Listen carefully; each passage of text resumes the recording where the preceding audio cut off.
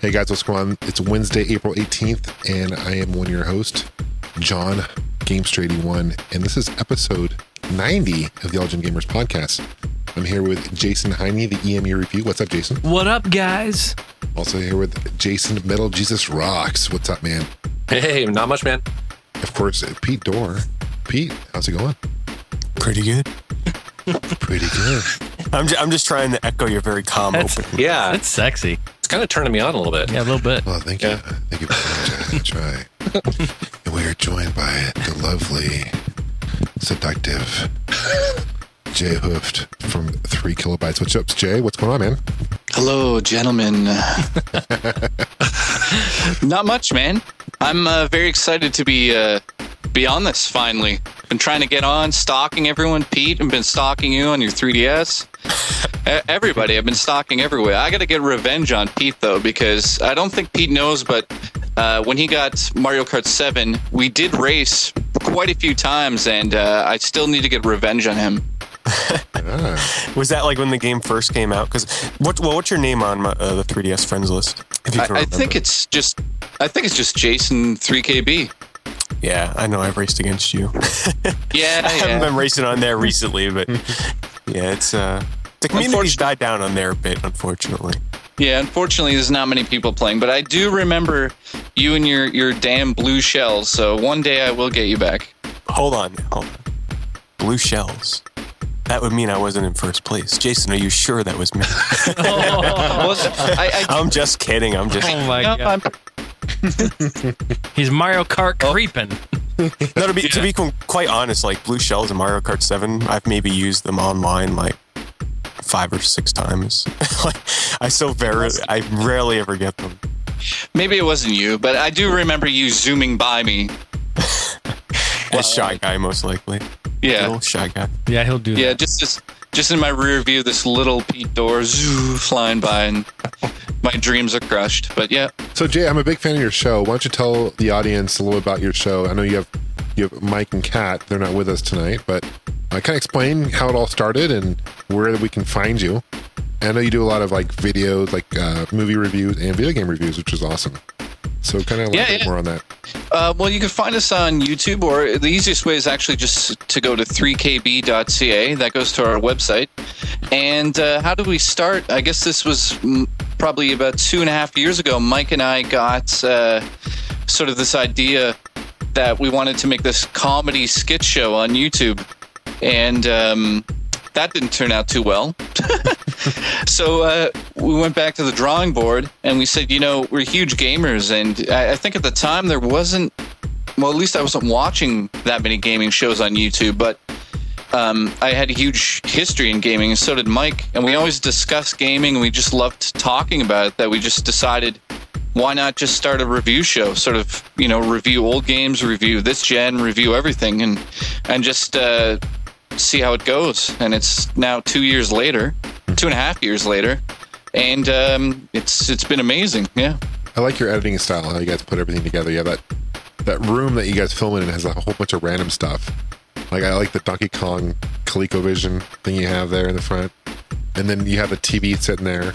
So it's very well edited and very high. Sorry, I think I'm breaking up here. What was one of your first breakout videos? Yeah, well, I think, well, believe it or not, it was actually our first one. We put up a Paranormal Activity review for the film because we got to see it early, and it hit like 14,000 views in the first 2 days. Wow. So that was really our sort of breakout, but then I guess our biggest breakout was being on Sexy Phil's Like Totally Awesome show. I guess he saw us and he invited us on to, I think it was called The Quad at the time. And it was sort of this contest he was doing to find new hosts for Like Totally Awesome on YouTube. And let's just say there was negotiations that we had with them, and decided to just go our own way. But he was still kind enough to put us on his show a few times, so we got huge exposure that way. That's cool. Yeah, so that really was a huge turning point for us. I mean, that was like night and day. Like the next day we were on his show, it was just thousands of people just came over, and it was like an instant audience. It was amazing. When did that happen? That was like 2 years ago. Wow. That's cool. Now, did you always have the plan to do video games and music? I'm sorry, not music, movie? Yeah, well, yeah, we wanted to do both, actually. We always wanted to do, anything sort of geeky. So basically, any movie that we wanted to see or any video game that we grew up with, retro or anything this current generation or anything in the future, we wanted to just review it and talk about it and really get some sort of connection with people out there, like build a connection with all the viewers and stuff. So it's been going very well. Jay, I'm going to ask you two very difficult questions. Well, I know what's coming here. I do like your big hands, number one. We all do. Thank you. Yeah, who doesn't? And, Really? if I could comb anyone's hair off of the show, it'd be Pete Dors. There you go. Over Metal Jesus, huh? He's got nice long hair too. No, it's something about Pete. Something about Pete. I like his hair a lot. So Well, those are the good answers, man. No. I think what you're gonna ask is my favorite game. Yeah. What's the second one? And is that what it was? Yeah. That's one. Your favorite game. And the second one is I don't know. I think it may be on a date. I could go on a date with you if that's what you want. I'll go up to Toronto anytime, dude. Okay, cool. No, I don't know the second one, but favorite movie. I hope it's a date. Favorite movie. Favorite movie? Oh man, that's a tough one. My favorite movie, I'm just gonna have to go with the original Halloween. And I think the other question is favorite video game, right? Mm-hmm. I'll be unoriginal here and just say Link to the Past. I know a lot of people say that, but I definitely played that until the cartridge exploded. So have you heard the recent news that Miyamoto wants to do? It's not clear exactly what he means by this, but what a lot of people are taking out of it, he wants to do a follow-up to A Link to the Past.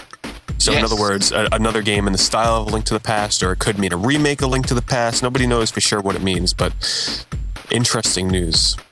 Yes, I am super excited about that. I know he's been hinting about turning it into a 3D port for the 3DS, and he's been hinting about the sequel, and I'm just super excited for anything regarding Link to the Past. I think that's probably the best Zelda game. So I think I read too that it wouldn't be him himself if the project was to go through. It would be him himself, overseeing everything that goes on with it. He'd hand it off to another director. I don't know the guy's name, but essentially it wouldn't be Miyamoto that was overseeing the project, which might scare some people. Yeah, but I think many fans would want to see any game that resembles A Link to the Past for sure. That's cool. There's no date announced up for it? No, yeah, that's probably maybe something at E3 because probably not that at E3, but they did say that at E3 this year Nintendo will be showing a new Mario game for the Wii U. And of course, they're probably going to show off the new Mario game for the 3DS. And they did register the domain or something of SuperMarioBrothers4.com. So that's pretty interesting. I don't know if that's going to be the Wii U. I mean, if the Wii U launched with Super Mario Brothers 4 as a side-scrolling platformer or like Super Mario 64 style, that would be amazing. Did you also hear the other rumor about the Wii U at E3? No. What did they say?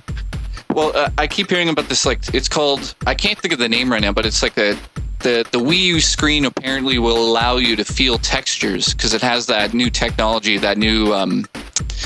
I don't know exactly how it works, but it's some sort of technology by sending a little bit of a shock into your finger, and I think it does 25 or 24 different sensations. I know. So I know right where that controller is going. Yeah, exactly.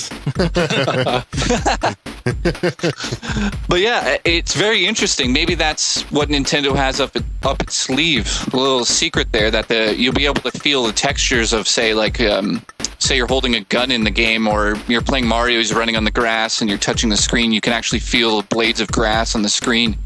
And I know the technology actually works because they put it into cell phones, and those cell phone screens are apparently amazing. So, wow. So what happened was that one of the booths at E3 in Nintendo's area is actually registered by the main company that does that technology. So I don't think Nintendo wanted that to get out there, but it definitely is in the Nintendo booth. So it doesn't really confirm it's in the controller, but it definitely could be like something that can be added to the controller. That seems like very expensive technology, though. Yeah, I don't know. That's just that's the rumor, but maybe Nintendo's worked a deal out with them. But I think, you know, they have the 3D sort of landscape in gaming. They also have, you know, obviously the motion controller side of gaming. So I guess the next step would be the feel, like to actually feel the game. Make sure to follow us, the All Gen Gamers podcast, on Facebook and Twitter. Subscribe to us on YouTube and in iTunes. And don't forget about those iTunes ratings, guys. We appreciate those. And for all other info, links, and our forum, please visit www.allgengamers.com.